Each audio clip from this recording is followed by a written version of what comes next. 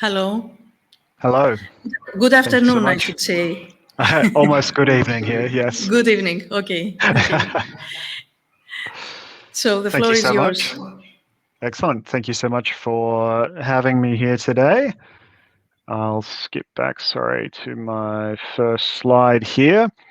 And what an excellent presentation to start off, and what an exciting event that we have here today. It's a privilege to be a part of it. As has been mentioned, my name is Hogan. I am an audiologist working with WHO as part of the Ear and Hearing Care program. Now, my presentation to you today will be about the World Report on Hearing. As mentioned, this was released last year in 2021, but the contents are very, very relevant moving forward. So the presentation will describe the current state and challenges faced in the field of ear and hearing care. It summarizes the findings and recommendations of the World Report on Hearing, and it will outline how challenges in hearing care can be overcome and how hearing care for all can be achieved. Within this presentation, I'm going to follow the same structure that is within the document, the World Report on Hearing. You can find the document on our website, but you will get the synopsis of it today from me. We'll start with why hearing matters, so the importance of hearing across the life course. We'll follow that with solutions for everyone, how hearing loss can be both prevented and addressed. We'll then move to facing the challenges, how access to ear and hearing care can be improved. And then we will look at the vision of ear and hearing care. So how do we move forward to ensure hearing care for all? And of course, we will start at the start, which is why hearing matters. And before I go ahead and tell you why hearing matters, I want you to reflect for a moment and think, why does hearing matter to you? What is it about hearing that is valuable? Why is it important?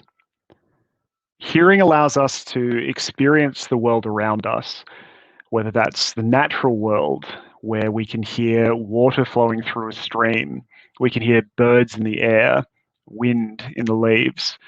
Not only is it immersive for us to hear our environment, but it's also important for our safety. Hearing also provides us the opportunity to engage with others, to have conversations, to convey and receive ideas, to learn new things, and just to have the joy of human interaction. And of course, hearing also provides us with the opportunity to engage with all sorts of entertainment and media, whether that's a live music performance like we have here on screen, a TV show, a film, or recorded music, podcasts, etc. So as we go through the presentation today, I will be talking a lot about hearing and the impacts of it and what the World Report on Hearing has found, but I don't want you to think of that in an abstract, foreign sort of way. Think about what it would mean for you to have your hearing experience diminished in some way, or possibly even lost, how that would affect you. That's what's happening to the people that we're talking about throughout today's presentation. So just keep that reflection in mind as we go through this presentation. Now, I'm going to speak a lot about hearing loss today, and of course, hearing loss comes in all different sorts of manifestations. We can have mechanical hearing loss, conductive hearing loss, or we can have hearing loss or hearing issues that can occur at the nerves, as we're seeing here with the damaged sensory cells, that damage to your hair cells. However, I'm not talking too specifically about one type of hearing loss or another. I just wanted to highlight for you that there are many, many different causes of hearing loss, and to bear that in mind throughout today's presentation. The big ticket of the World Report on Hearing is that hearing loss is on the rise. Today, 1 in 5 people worldwide live with hearing loss. That's 20% of the population. By 2050, we are expecting that to rise to 25% of the world's population. So that's 1 in 4 people. In the region of Europe, we're talking about an increase from 197 million people living their life with some degree of hearing loss to that increasing to 236 million people by 2050. And if we're looking at hearing loss as a whole, currently 1.5 billion people roughly experience hearing loss, of which 430 million have what we describe as disabling hearing loss. So hearing loss requiring rehabilitation services to ensure they can live their life optimally. That number of people with disabling hearing loss, as you see the time increase along the bottom, by 2050, approximately 30 years, an almost 300 million increase worldwide. So that number rises to over 700 million people by 2050. And you can imagine the impact of that on people's lives, on public health systems as a whole. So if we're talking about the impact on people's lives, some of this has been touched on already in Professor Iliyadou's presentation at the start. I'll take you through it very briefly just to really highlight the impact that this has on people. When unaddressed, hearing loss will impact listening and communication, posing challenges in day-to-day life. For children, hearing, as we all know, it's very important for language and speech development. And when language and speech development is impacted, also cognitive development is impacted for children.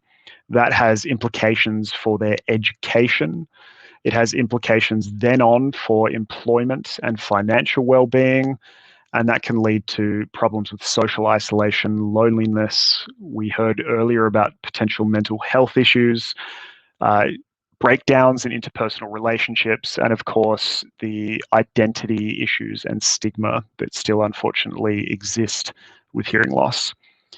The point of dementia was made earlier. Mark, who was speaking after me, Mr. Laureyns, and I attended a presentation for World Hearing Day last week where we had it reinforced that hearing loss is a major risk factor for dementia. So I appreciate that being highlighted earlier in today's presentation. So cognition is not only affected early in life. And of course, many common causes are preventable. We have birth complications, low birth weight, ear infections, meningitis. You can read through the rest of these. Noise, particularly relevant for this year's theme and focus for World Hearing Day and associated events. And ototoxic medicines. So for anyone who's not aware, that's medicines that have a toxic effect on your hearing. They can be things as simple as aspirin in very high doses. Now, I'm just going to highlight that 60% of hearing loss in children is due to preventable causes. So there really is an impetus for us to act on hearing loss, particularly for children. And you might ask yourself, well, of course, we're going to see this rise in hearing loss I showed earlier on the slides due to the aging populations around the world. And while that might be true to an extent, it's not the whole picture. Many are at risk due to avoidable causes. So with safe listening, which Mark will tell you a lot about in his presentation, we know that approximately 1.1 billion young people are at risk of permanent hearing loss due to listening at loud volumes, whether that's in venues and events, whether it's listening to personal music devices. That's a lot of people at risk. And we also know that 200 million people, mainly children, suffer with middle ear infections that can be both prevented and treated. Not only that, but this has a huge societal effect beyond the individual. The cost of unaddressed hearing loss is annually US $980 billion, which are lost mostly due to productivity and social isolation attributed to unaddressed hearing loss. So quite a colossal figure per year. So we really are interested in hearing across the life course, and hearing care for all. So let's look at how hearing loss can be prevented and addressed.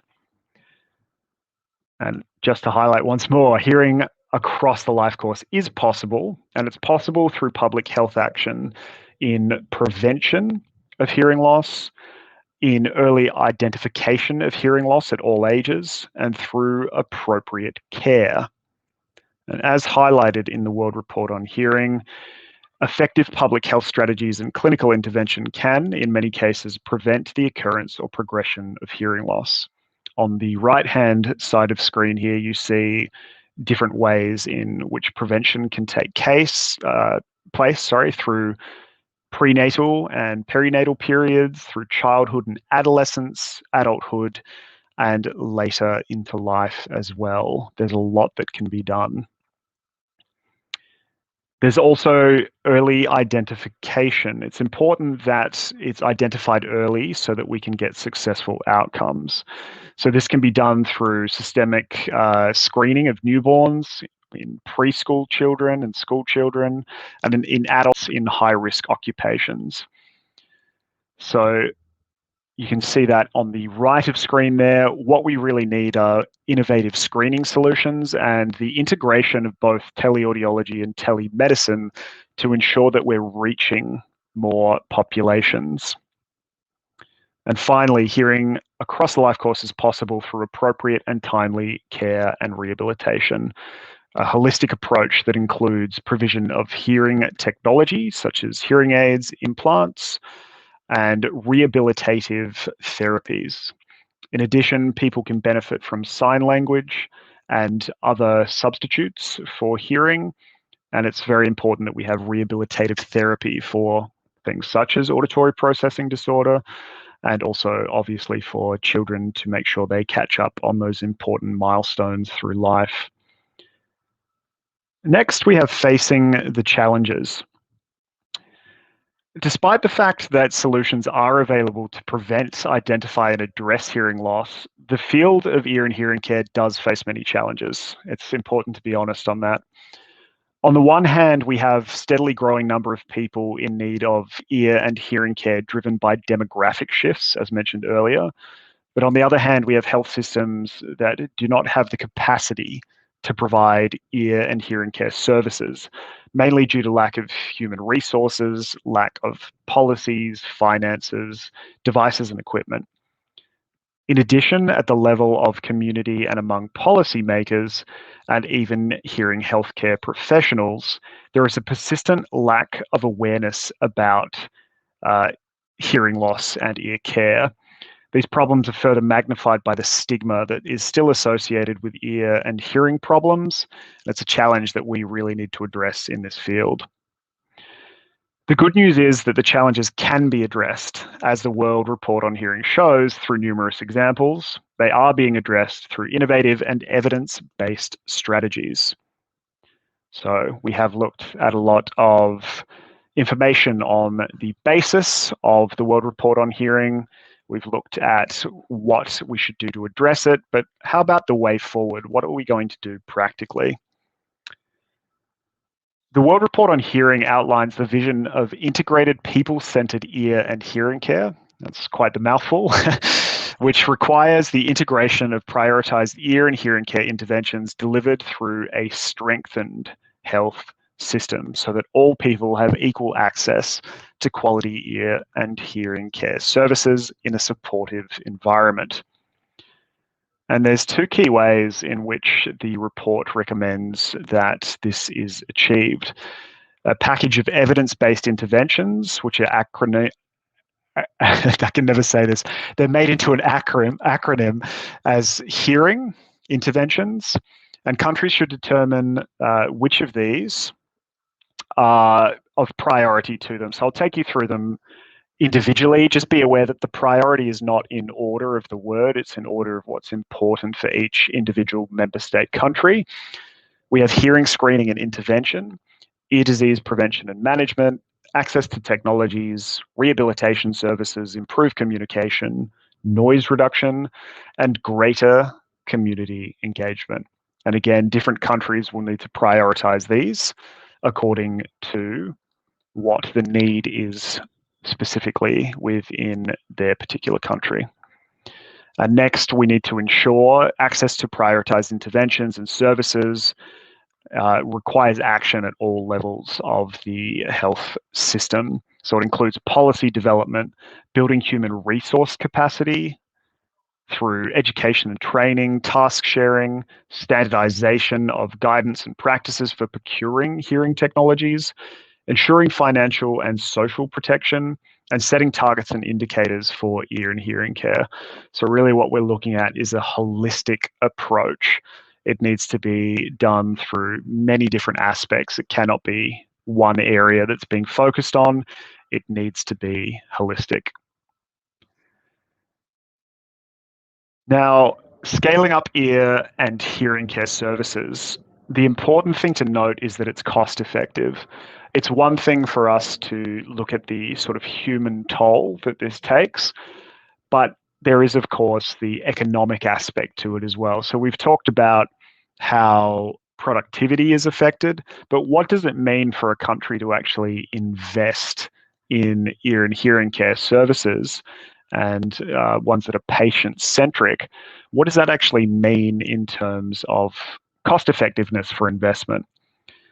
So if we were to scale up, the World Report on Hearing estimates that an additional investment of less than $1.4 per person per annum would result in averting 130 million disability adjusted life years, and that for every $1 invested, a country would reap $16 in return. So that is incredibly significant. It is cost effective. It is worthwhile from a human perspective, the human toll. It's also worthwhile from an economic perspective and an investment perspective for countries. So with these considerations, the World Report on Hearing presents a call to action, calling upon whose member states to scale up ear and hearing care for achieving the global targets of 20% of a relative increase in ear and hearing care coverage by 2030. So we would like to see 20% increase in the effective coverage of newborn hearing screening services, a 20% increase in the effective coverage of adults with hearing loss who are using hearing technology, both aids and implants, and a 20% reduction in the prevalence of chronic ear diseases and unaddressed hearing loss in school-aged children, specifically from 5 to 9 years. So the World Report on Hearing calls on WHO member states to work towards the achievement of global targets for ear and hearing care. So the big takeaway is that we need to act now. There's a growing number of people with unaddressed hearing loss and ear diseases, and frankly, it's unacceptable. Urgent action is needed to ensure hearing across the life course. As I've highlighted, investing is cost effective and they'll benefit people and bring financial gains to society. The cost of doing nothing is actually the cost that we cannot afford. Now that takes us through most of the elements of the World Report on Hearing. I will pass across to Mark in just a moment to highlight a bit more for you the work in safe listening and some of the focus for World Hearing Day. I just wanted to draw a little bit of attention as somewhat of an introduction to his slide on some of the work that WHO is doing. So aside from creating this World Report on Hearing, we have also created different standards. Mark will take you through the second of these that I'll mention in a bit more detail. But these standards highlight different features of devices and systems and venues and events in this case, which can be legislated by governments. They can be the formation of legislation for them. They can be used by private industry. They can be used by people who utilize such devices and systems or attend venues and events. So we are trying to approach this holistically and collectively with private industry and civil society. With this, we are also doing a lot of awareness out there. If you have not seen the World Health Organization Instagram in the last week, I really recommend you look at what we did for World Hearing Day. There's some fantastic and very easily shareable videos, which should be able to communicate to anyone at any level. So a lot of awareness outreaches. And finally, for example, this flyer on the right, we are trying to look into new areas where we can ensure ear and hearing care, in this case in safe listening in video games. That's an area of interest to us in the future. So we do want to continue pioneering in this area, not waiting for things to come to us, but to ensure that people hear throughout the life course through safe listening and protecting their ears. Now, I'm very big on reflection exercises because I really want you to take things away from today. So as my final close, I want you to consider and possibly write down a few things. I'd like you to consider one thing that surprised you from today's session. It could be something new, or it could be something which was highlighted and you'd just forgotten about. So one thing that surprised you. I'd like you to think about what was one thing that you already knew that was covered in today's session. And finally, as a really major takeaway, I want you to reflect and think about one thing that you could do as a physician, in whatever capacity that is, to help ensure hearing across the life course for all. Thank you so much for your time and attention, and I look forward to hearing from the rest of our speakers. Thank you very much, Ayrton. That was very elaborate and interesting, and it gave us a lot to process and think about. And I think the last exercise is something that we all should try and implement to ourselves. Excellent. Thank you. Thank you. Thank you very much. And now I will give the floor to Mark.